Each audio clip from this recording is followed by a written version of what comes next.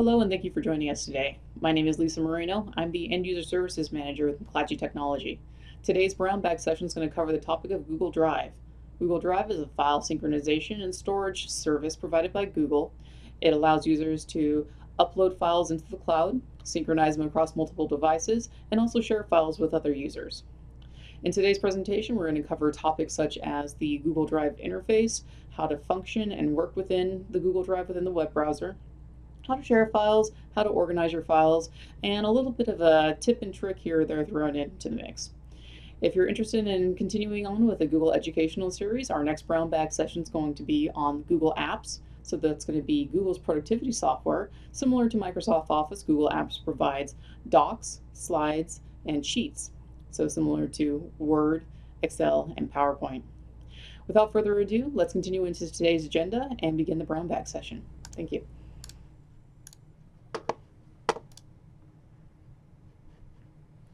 So for today's presentation, we're going to go over how to access Google Drive. So if you're trying to get to it from within your Gmail account or other options to get into Google Drive, go over the web interface, so how to access Google Drive within the web browser, modifying some of the default drive settings, working with files, that's going to include viewing, uploading your files, converting files, sharing files with other members of the organization, organizing, creating folders, searching, and sending attachments. The last thing we're going to touch upon is third-party apps, and those we're just going to briefly go over a little bit, but I want to show you some of the options that you can do in terms of add-ons to Google Drive. So without further ado, let's jump into Google Drive.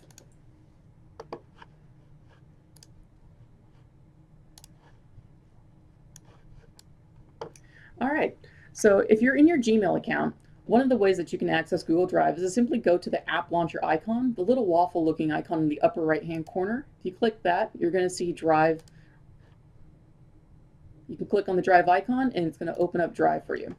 Another option you can use to access Google Drive is by URL. If you just simply type in drive.google.com into the web browser, it'll take you to Drive. You can also save this as a bookmark on your toolbar if you want to simply get into Drive in a very quick and easy way. So to save it as a bookmark, you can just simply drag and drop onto your toolbar, and then you can click on this link and it takes you to Drive. You can open another tab, click on your Drive link, and it'll take you to this address, drive.google.com. You're going to notice it didn't prompt me to enter in my email address and password because I was already logged into the account. If I was not already logged in, it would then ask me for my McClatchy credentials, so it would take me to my McClatchy account. So to begin with the web interface for Google Drive, we're going to start by going over the options in the left-hand navigation rail, and then we'll go over some of the options that will appear here at the top before we begin working with some of the files. On the left-hand navigation rail, the first item you're going to see is My Drive. My Drive is the default location if you upload any item or if you create any new item. It's going to by default land in My Drive. So if I'm clicking New, Google Doc, this document's name is Untitled Doc. You're going to see that the, actually create the document.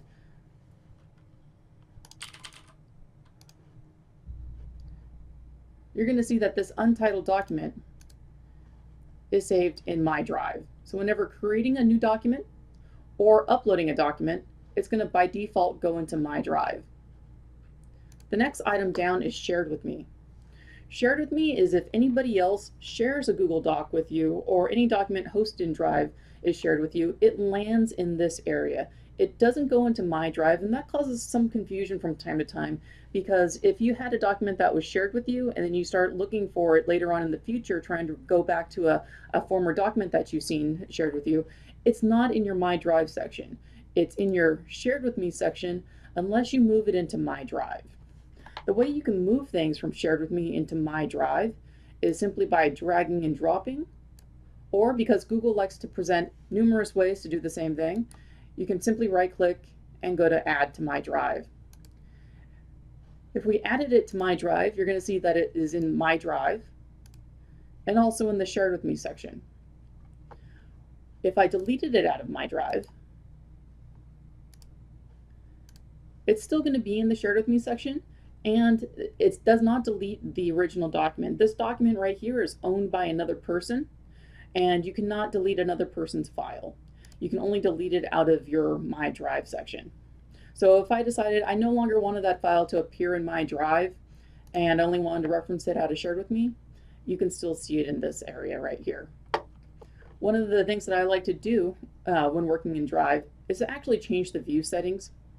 So as you see right here, you can't really see the full file name on some of these items. Similarly, you can't see the full file name on some of these items. And where grid view, which we're seeing here, gives you a little bit of a benefit if you're going to be able to see thumbnails of the documents or images. If you switch into list view, you're going to see a little bit more information. You're going to be able to see the full file name, the owner, the date it was modified, and if it's a non-native Google Doc format, you're going to see the file size associated with it. So when working with some of these files, it's a little bit nicer to be in the list view versus the grid view, and that's just by toggling this particular item. The next item down on the left-hand rail is recent. Let's mute this. There we go. The next item down is recent. Recent items, you're going to see the list of the most recent items that you've been working on. If you're like me, you most likely have hundreds of items in your Google Drive account. Whether they're shared with you or whether directly you've created them or uploaded them, you have tons and tons and tons of files, and sometimes it can be hard to get to what you need to. We'll get into how you can actually better organize and find and identify some of the files you're working on, but what I tend to use is this recent area, because while I may have hundreds of files, it's most likely the last 20 or 30 files that I've been touching are the ones that I'm working on and need to find quickly. So recent becomes very handy tool just to go to the most recent items you've modified. And these are going to be sorted chronologically. So the most recent document I've touched was this untitled document, and so that's why it appears at the top. Google Photos. Google Photos, if you have any photos on your mobile device, say if you're an Android user, Google Photos is where those items would appear if you have your mobile device syncing up into Google Drive. Other things that would cause photos to appear in Google Photos would be if you are using the Google Plus account that comes with your company Gmail account, and those photos would then sync over here in a form of backup. If you're an iOS user, say if you have an iPhone, you can think of this feature similarly in terms of if you have photos on your cell phone and they're backing up to iCloud. So an Android user would have them backed up into Google Photos within their Drive account. The next item is starred, and you see I have one item here that is starred. Starred is similarly that you would see in your Gmail account, where you can star certain messages and search for messages based on what their starred status. This is just another option you can use for organization of your Google Drive. So if you go onto any particular document, you can right click, add a star.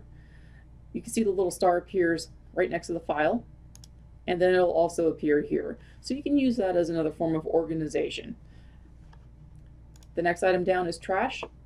Because we have what's called Google G Suite for business accounts, we have absolutely no limit on the amount of storage that we can upload.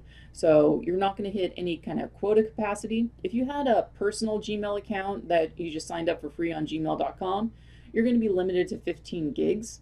With our company accounts, we have unlimited storage with Google. So you can upload tons of video content. Say if you're a reporter and you want to have backups of the videos and outtakes you took on any of the stories you were reporting on, you can load all those videos up into Google, and you can have terabytes upon terabytes upon terabytes of video storage on here, and it's no additional cost to us, and you're never going to fill up Google. Google has exabytes of storage space. So don't worry, you're never going to fill up your account. We have unlimited storage in Google, so you can use this in terms of any capacity. One of the nice benefits of having Google Drive is that, say if you're using Dropbox as a cloud storage, Google Drive is much more than what you would think of in terms of Google Docs and Google Sheets, or just working on some of the Google formatted items. It is a full cloud storage suite. So if you use Dropbox, or maybe if you're even using USB thumb drive to transfer files back and forth, if you upload your documents into Google Drive, you will have these documents anywhere that you have internet access, whether it's on a mobile device You can access your drive items on your tablet, your cell phone, or if you're at home, you log into your McClatchy account, you would be able to access the files you've uploaded into Google Drive. So no more needs to put a file on a thumb drive to take home to access. You can just store all your data in Google Drive. The very, very bottom of the screen, you're going to actually see storage. So you're going to be able to tell that in this account, I'm only using 2 megabytes.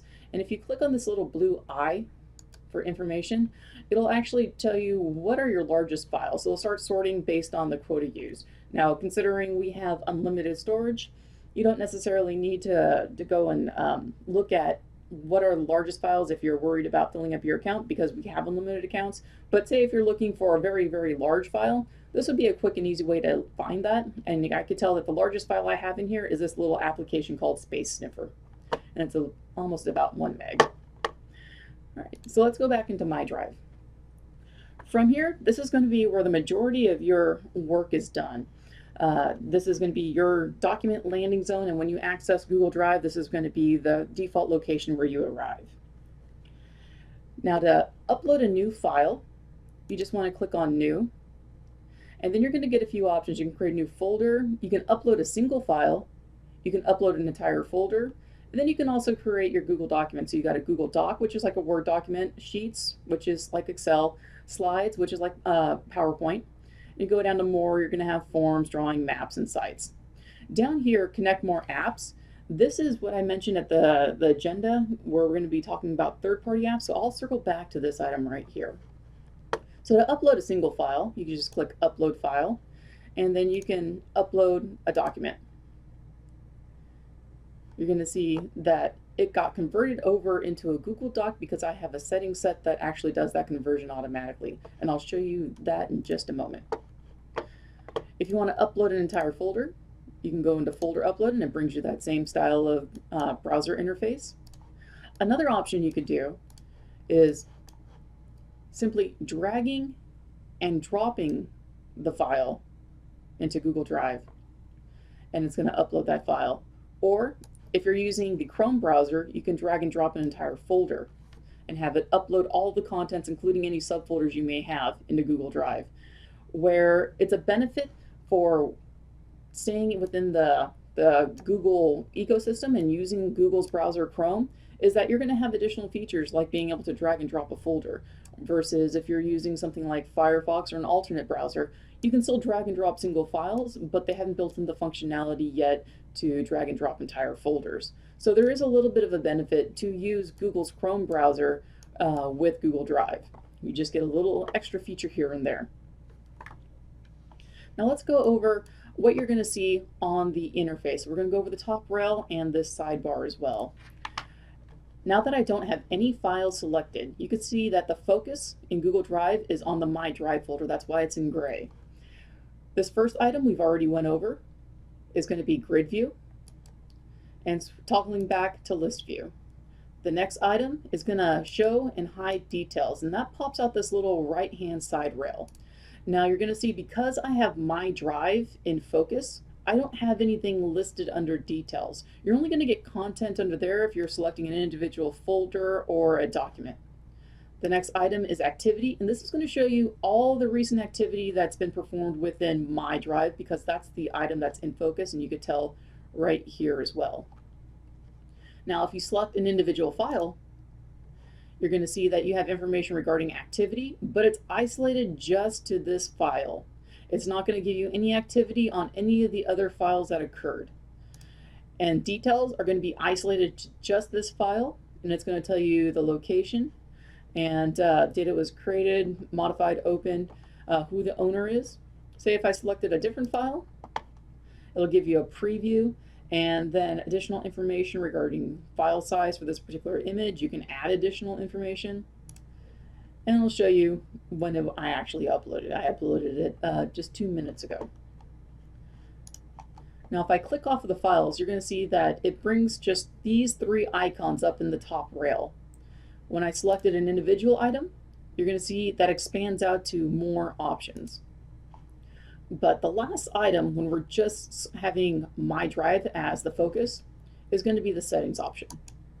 In settings, you're going to have your standard drive settings, download Drive, keyboard shortcuts, and additional help if you needed to look something up within Google. Download Drive. This, if you select this option, it's going to download the Google Drive desktop client onto your computer. And what that would be generally used for is if you were a commuter and you frequently lost internet access and you wanted to work on files offline, you can download the Drive Sync app, and that will allow you to have all your Drive documents synced to your computer. You could work on them while you have internet connection or when you don't have internet connection in offline mode, and then the next time you get back onto the internet, it'll sync those changes back up to my drive. Not too many of us in McClatchy use it because we're generally connected to the internet and working within the web browser, but I just wanted to point that out as to what this actually does. We're going to focus next on settings. For drive settings, you're going to see that it lists storage, language. There's most everything here is pretty much, you want to just keep it as the default. Same thing with notifications or managing your apps. But there are two options here that I recommend people to get in, and if they're going to modify settings, to look at these two items. The first one I recommend is density. You can see that for my items when they're in list mode, it lists a lot more of the items all together. They're not as spaced out. If you prefer more white space, similar, this option exists in Gmail. You can move it to comfortable, and you see it expands that list out. Ultimately, if you have a lot of documents, you're going to see less documents. You'd have to go to scroll to see more of them, versus compact, which will condense it down, eliminate a little bit of the white space in between each of the items, and then you can see a larger list of your files. Cozy is the nice little Goldilocks in between if you didn't prefer the comfortable and also didn't prefer the compact. The other item I tend to point out is convert uploads. By default, this is turned off. And so that means if I was going to upload a Word document into Google Drive, it's going to keep it in Word doc format. The way you can tell what items are in Word doc format versus it got converted into a Google Doc is that it's going to have that W. So the W means Word, and you can tell it has that extension. And if it was converted, you're going to see the doc icon right here. So this is the Google Docs icon. When I uploaded a file earlier, you could tell that even though it has a docx, which is a Word extension, because I had convert turned on, it converted it into a Google Doc, and you could tell by the icon right next to the file, but it leaves the extension on there. So since it's in Google Doc format, the extension really doesn't mean anything, and you can always go to rename it and remove that extension from the file, and it's not going to impact it. So let's go back into settings, and so right now we have convert uploads turned off. So if I was going to upload this document one more time,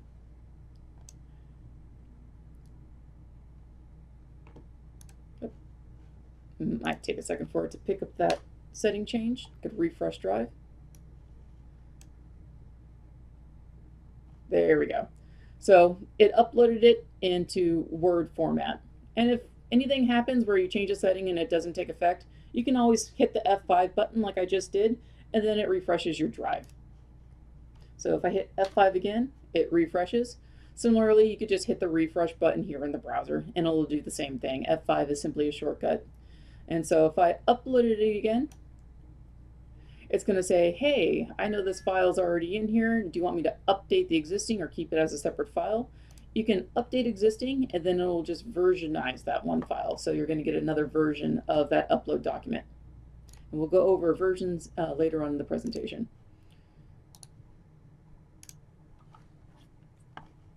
Now with a single file selected, we're no longer just going to get those three items. We're going to get all these options over here in the upper bar. The first one is create a shareable link. I tend to not use this that frequently if I'm going to be sharing a document out, but if I click it, it's going to give me the option to toggle on link sharing. And then what that does is it sets the sharing status to anybody in the McClatchy company, so anybody that has a McClatchy account on our Google domain would be able to view it as long as they had this link. The reason why I tend to go away from that option is I like a little bit more control in terms of who has access to the files, so I use the next option over, which is sharing. Sharing is going to get you the same option right here where you can get the shareable link, because Google likes to present you with with about 5 different ways to do the same thing. We could have got to that option by clicking it here. You can just give basic edit, comment, and view permissions from this area, or you can hit advanced to get a few more options. From advanced, you're going to see the privacy settings. So if you hit change, let's go over what these privacy settings are. This top one, public on the web. I tend to avoid this one as well. The reason why is that if I mark a file as public on the web, then it becomes indexed in Google search. So if anybody randomly on the internet goes to google.com and they search for a particular item and your file happens to be a hit on their search query, then they can access your file because you've made it public on the web. So that means your file would then be indexed within Google search. The next option down is anybody on the web with links. So it's public, anybody on the internet can get it, but they have to know the link to it. So instead of just kind of looking you up in a phone book and finding you, they actually have to know your phone number. So it's a little bit, somebody could still call you, but your phone number is unlisted. The next item down is open to anybody in the McClatchy company. So somebody has to have a Google account on our McClatchy domain. So basically be a McClatchy employee for them to find your document and access it. Or similarly, you can have it so only somebody with a McClatchy account and knows the link to the file can access it.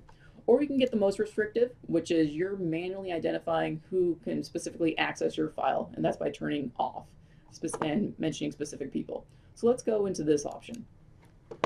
So with it being off, the file is listed as private. It shows that you, the owner of the account, is the owner of the file document. Now you can add multiple people here, so let's add myself. And it'll start auto-populating people based on our Google directory, so the list of employees, and it'll also pull from your contacts as well. So let's add 2 people, and you can also remove people by clicking the little X next to your name if you had a typo. From here, you can decide to give them edit, comment, or view permissions. View you can think of as read only, and edit, read and write. Comment, if you wrote something but you want to allow them to leave comments, you'd most likely only encounter that if you're working within a Google Doc. So a Word text document type of document. You can send a copy to yourself and add a message. Here's our file. You can autocorrect mistakes as well. Down here are new options that recently came about in, I believe it was 2016. You can prevent editors from changing access and adding new people. So say if I decided to click that, I wanted to give these 2 individuals write access so they can edit the file, but I don't want them sharing my document out with anybody else. I wanted to keep it locked down to just these 2 people. I gave them edit permissions on the document, but I don't want them to be able to edit who has access. So you can check that box. You can also disable whether you want the people you're sharing it with to be able to download, copy, or print by checking that box. So let's hit send. And from here, you can see that it's updated the settings. And maybe I decided later on that I want this person to only view. I can make those changes as well. Now, say if I was working in a project team and I was only going to be on this project for about a week, and then I wanted to revoke access for this particular user if they're no longer going to be a member of the team, I can revoke their access and have access expire within 7 days, or I can do a custom date. Maybe I want it to be expired tomorrow. So I only really want them to have access up until tomorrow at the end of the day. And say if I did set that and later on decided, you know what, this person's going to be on our team longer, I want them to continue to have access, you can always go back and cancel expiration. You can also manually just remove their access by checking the little X right next to their permissions, and then they've been removed from the file. Because the file's been shared, you'll see the little sharing icon appear next to the file, and so you can use that to easily identify which files you have shared and which files have not been shared. By selecting a file, you'll see that the next icon down is preview, and preview is going to do just that. It's going to give you a little preview of the document. It's not going to take you out of your Google Drive interface, so if we hit the back button, we're still here, we didn't get out of it. You can also get into preview by just double clicking on the file. When you're in preview mode, up at the very top, it's going to give you an option of what apps are linked into Google Drive, that might be able to open the file that you're looking at. Because this is a Word document that we're currently on, because it has that W, it's not native Google format. So if we're just going to double click on a native Google format, it's going to open up into a separate tab based on the default app. In that sense, it was Google Docs. But since this is not a native Google format, it's still a Word document. If I double click on it to get into preview, it's going to suggest an app that it can use if I wanted to edit it. Google Docs can edit Word files. However, in doing so, it's going to convert this Word document into a Google Doc. So right now, I only have this one My District file. So if I did select Open in Google Docs, we're going to get another file with the same exact name. That's going to be the converted version, and it's going to be in Google Doc format. So let's try that right now. Let's double click. It's going to open preview. I can select Open in Google Docs. You're going to see it popped out another tab. It's taking an extra second because it's converting the file. And then now I have a Google Doc format version of the mydistrict.doc file. Let's go back into my drive, and we can see what it just did. So we have the original one still, the Word file, and then because we opened it in Google Docs, it converted it into Google Doc format. Now it still has that doc extension. Because it's a Google Doc, we technically don't need that anymore. We can delete that off. Now, say if I was going to continue to work on this file and wasn't going to ever touch the Word document file anymore, I can always go back and delete the Word document version, and it'll appear over here in the trash. The trash is going to remain there until you manually decide to go into empty trash. But because we have unlimited storage in Google, there's really no reason to destroy any documents or trash any documents. You can keep them all and not worry about filling up your account. It would be more of an organizational issue, just to make sure your account's a little cleaner and easier to work with. So from within here, you would be able to then modify and use this file going forward. Selecting a file, the next option down is remove, which is trash, and similarly you can right click and hit remove, or just hit the delete button and it deletes the file. The last option is more actions, and that's going to give you much of the options that you would get if you just right clicked on the file. Now a second ago we mentioned if you take a Word document, double click on it, and if you open it in Google Docs it'll convert it for you. You can do that exact same thing out of right clicking, open with Google Docs. Now if I wanted to work on this particular file and I knew I was just going to convert it into a Google Doc, it'll save you a click or two instead of having to get into preview, open in Google Docs. You can just right click, open Google Docs. And so now it's going to convert that file. I should see two files back in my drive. So I have the original Word file, and now I have the converted myupload.docx file. That's in Google Docs format. So as you can tell, your visualization up here, the icons you have are going to change depending on what your focus is on. So I have a single file selected, so it's going to give me a little bit more options, and I'll also have the details appear if I'm on the information pane. If I deselect that, details will go away, and my icons will be isolated down to just 3. So now that we've gone over this, let's go into organization. So we've uploaded files, we've gone over some of the options with files. Now let's look at some organization options.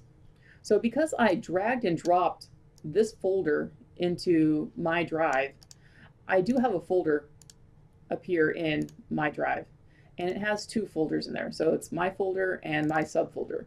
And if you look at this particular folder, you see it's my folder, and then there's a subfolder called my subfolder. So you can create folders that way. If you had them already existing on your desktop, you could just drag and drop them into my drive. Another way you can create a folder is going into new folder, and create a new folder. You can also right click, new folder, and create another new folder. One of the nice benefits of working within Google Chrome is it gives you some of the interactivity features, such as just manually dragging and dropping folders. So if I wanted to make folder 2 a subfolder of folder 1, I can just drag it right here within my drive. I can also bring it over here to the navigation area and drop it there.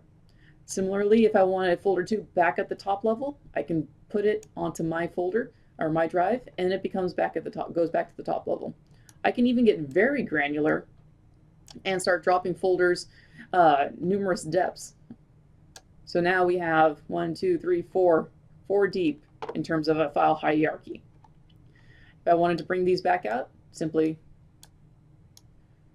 drag and drop. Another item that's good to point out is that you can color code your folder. Similarly, you can color code your labels within Gmail.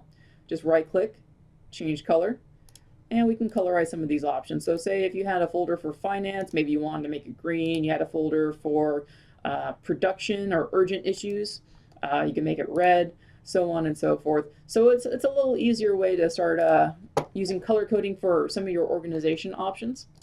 And maybe you had 2 different project teams that were both focused on newsroom items, and you want to keep all your newsroom folders a certain color. You can keep those project folders the same color, and it kind of keeps you a little bit more organized. You can use coloring of folders to help. You can also move multiple items. You can drag and select multiple items, drop them into one folder. From here, you can also move them into other folders and move these subfolders. And you can select individual files by holding down the control key if all your files aren't in one specific alignment, where you can select them manually. Similarly, like you could do on your computer, you can hold down the control key or command key if you're a Mac user and drag those individual files over into another folder. So organizing your files, nesting folders, colorizing folders are some of the options you'll have with folder structure to keep yourself organized in Google Drive. Now, if I wanted to if I use these presentations quite frequently, they're shared with me. They don't appear in my drive because I didn't create them and I didn't upload them. But I don't like to have to keep on going back into the shared with me section. I can also create a folder in my drive called presentations, and then take these 2 presentations, add them into my drive. And so the next time I'm looking for the presentation that's shared with me, I can just go into this little presentation folder. Now, if I ever decided to delete this, they're still in shared with me because these are not my documents. These are owned by another individual. And so if I delete them out of my drive, they're just removed out of my drive. Anybody else that had access to these files still has access, including myself. And because they're owned by somebody else, I cannot delete the other person's file. And you can tell right here under shared by, it's owned under my personal account, Lisa Moreno. The next way you can keep yourself organized is actually using search. So if you're trying to find a particular item, folder, anything that you've uploaded in a drive, you can use a search option. Now, Google's bread and butter, what they've established themselves on, is their search technology. And they've carried over that same search technology into Google Drive. So if I was looking for an item that had the word folder in it, it's going to show me everything from folders and files. So within these 2 presentations, the word folder exists in there. So it's not just going to look at file names. It's going to look inside the content of the files and see if there's any reference to the word folder inside the body of the document. Now, if I X'd out this search query, you're going to see what we're going to look at next in terms of organization. That's called filtering. So you can sort and organize by folder structure. You can sort and organize and identify files by search. The next item is filtering. And filtering, you can just look for items that are presentations. So you can filter by file type. You can filter by PDFs. You can filter by photos. So if you know that you're looking for a particular photo, this would be a way to identify it quickly. And because photos are a little bit easier to identify in grid view, here would be a reason why you might want to switch it back over to grid view. You're like, oh, well, I was looking for that particular cow with the binoculars. So that's one reason you'd want to toggle back and forth between list and grid view. The last way you can kind of organize and find and identify your files is using what's called more search tools. And this is Google's advanced search options. If we select that, you can get a little bit more granular in terms of searching for files within Drive. If you have tons and tons of files, and it would be very easy to have that many because we have unlimited storage, you can search by owner. So say if it was owned by a specific person, you can start typing in that person's name, and it's going to autocomplete from our Google directory and then search. So it's going to look for any files where I am the owner. Now this account that we're working in right now is under the name Clark Kent. If we were going to look for something that's owned by Clark Kent, we can do owned by me, search, and then the owner is going to be listed as me. So these are all the files that I'm the specific owner on this account, Clark Kent. Back in more search tools.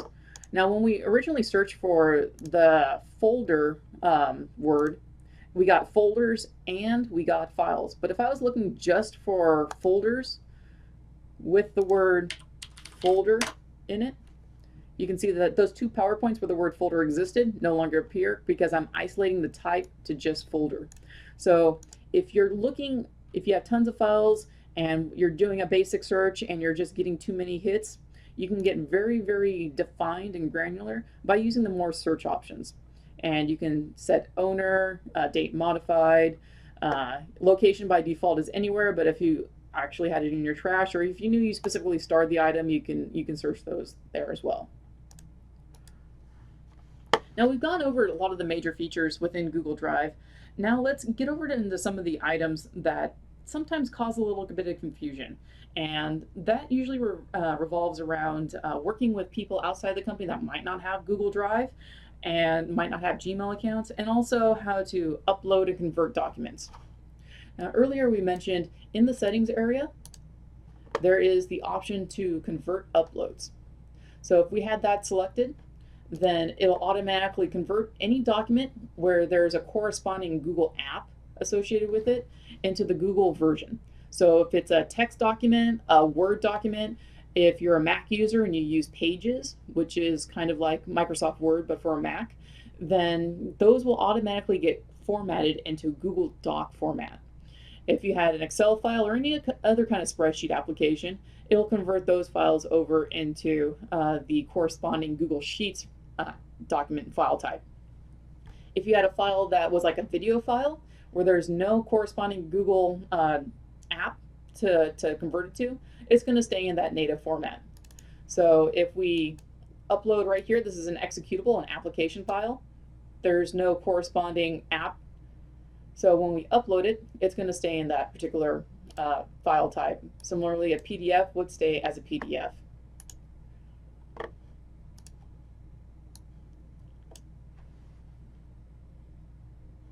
And I just drag that over the My District doc, and it stayed as Word document format because we don't have conversion on. Drag a file, and that JPEG stayed as JPEG because there's no associating Google Doc format for that. Now if we go over and go into settings, and we turn convert uploads on, and let's refresh our drive. The next time we upload a JPEG, because there's no corresponding application to convert it to, it's still going to stay in JPEG format. However, our doc should now upload and be converted into Word to the Google Doc format. Now let's also get into some of the versioning. So let's delete these two files again. Let's turn off convert uploads and refresh Google Drive. So if you're uploading a document, let's take this Word document and upload it. Now say if we make another edit to this document on our computer, we open it up in Word, and if we look at it right now, it's going to look the same. So let's preview this. So it looks the same in Google because we just uploaded it. Now say if I'm editing this file on my PC and I add number 2. And let's save it. Let's get back into our drive. Now let's upload this again. You're going to see when we uploaded it, I don't have two My District.doc files, but I do see right here version 2. Now if I upload it again, it's going to be version 3. Upload it another time, version 4. So your next logical question is, okay, I have 4 versions apparently in Google Drive. How do I access them? If it was Google Doc format, you would simply go back into version history, see revision history, and then you can see all the edits that were done over time. However, you have 4 versions of this one particular file. How do you get to them? Because you can't get into revision history on a Word document unless we convert it into a Google Doc, but then you're just going to have that one version. So to get into your version history for a non-native Google Doc, you want to right-click, Manage Versions, and then you can scroll down and you can see the original version, what current version, and which one you uploaded. And it's all going to be sorted by time. So the most recent one's going to be at the top, and then the earliest one's going to be at the bottom. So we recently just added that number 2 to it, but say if I wanted to go back to this original version that didn't have number 2 written into it, I can use these little 3 dots to show up more options, hit download, and if we open this up, you can see that this version was that original version that didn't have that number 2. If I went to this one, the most recent one, that should have that number 2 in it, and downloaded it, you can see this version has that number 2 edit. So as you're uploading things, if you're keeping them in the native, say, Word format in this sample, then every time you upload it and it has that same file name, Google's smart enough to identify that you don't want numerous copies appearing, so duplicate copies, it'll just version it for you by default. So keep on adding it, you're just going to get another version. So you're not going to get duplicates anymore. And this was a new feature that they built in last year. To access those previous versions, just go to Manage Version, and then you can scroll through and it'll keep all the version history. This is kind of how you're going to get to revision history on a non-native document versus on a native document where you simply go to File and see version history. The next thing that I want to touch upon that sometimes causes a little bit of confusion when working with Google Drive is what do you do in the instances where you work with somebody outside of the company? Say you have a source or you're working with a vendor or advertiser, and maybe they use Microsoft Office, or maybe you don't even know if they're a Google Shop or have a Google account.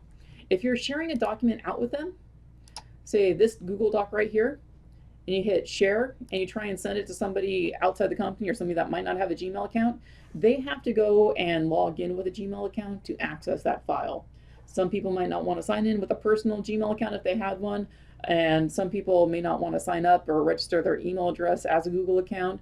So one way to kind of get around that is if you're working on a Google Doc, you can open it, make any edits to it, and then say if you're ready to go send this to the person you're collaborating with, you can go to File, Email as Attachment, and then you can either email as a PDF if you didn't know if they had Office, or if you knew that they were a Microsoft Word user, you can send it to them in Word format. You could change the subject and give a message. You can also send a copy to yourself and hit send. So if you have a Google Doc in your drive that you've been working on that you need to share out with somebody else, and they don't need to be editing the document or collaborating live, they can just take the edits offline into Word and then send it back to you. This is a quick and easy way to work on some of those scenarios rather than having to go in, download this file, then create a new email, add it as attachment, and then send it off. So that's a quick little tip that helps out in some of those scenarios when you're working with somebody that might not be a Google user. And what they see on their side, they'll get the little file email, and there it is. Where is it? Here's the email. So they'll get the email, and then right down here, it's going to show it was attached as a docx format. So if we go back here, this convert upload file is an actual Google Doc. It's in Google Doc format, but because we went to File, Email as Attachment, and it had it send it as Word doc, it automatically converted it into a Word document, sent the email over. Because I selected it to email myself as well, you'll see that I was also on the email, and the file is attached as a document. So it's a docx, which is the latest version of Microsoft Word. So that's pretty much it. There was the one thing I wanted to mention in terms of the third-party apps. Remember, we can get to it by going to New, More, Connect More Apps. Also, if you're in preview mode, you can get to it under Connect More Apps. But what the third-party apps are, and we're not advocating on the utilization of any of them, but I do like to point out this feature because a lot of people do see it and they wonder what it is that think of it as a browser extension, a plugin, an add-on that you can tack on to Google Drive to give it a little more feature and functionality. One of the popular ones out there is Lucid Chart.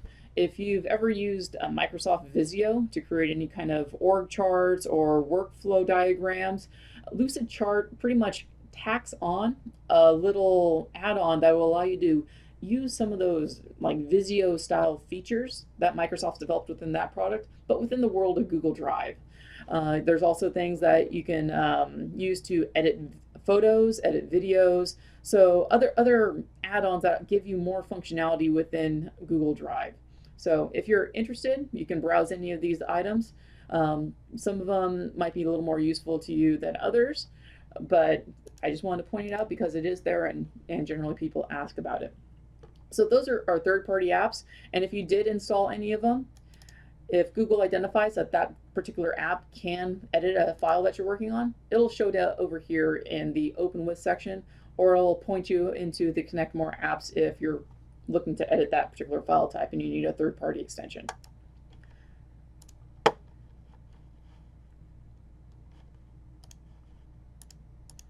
All right, so that is our presentation for today.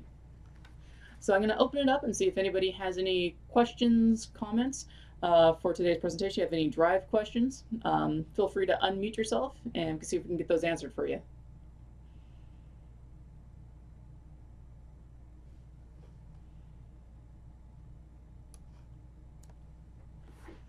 All right, so if there's no questions for the day, you'll receive an email from the End User Services team, and you're going to have a little bit of information. There's going to be a survey on there if you want to take the survey. If you have any brown bag ideas for the future, any topics that your team might be able to benefit from that we can cover in one of these sessions, we'll definitely go through some of those.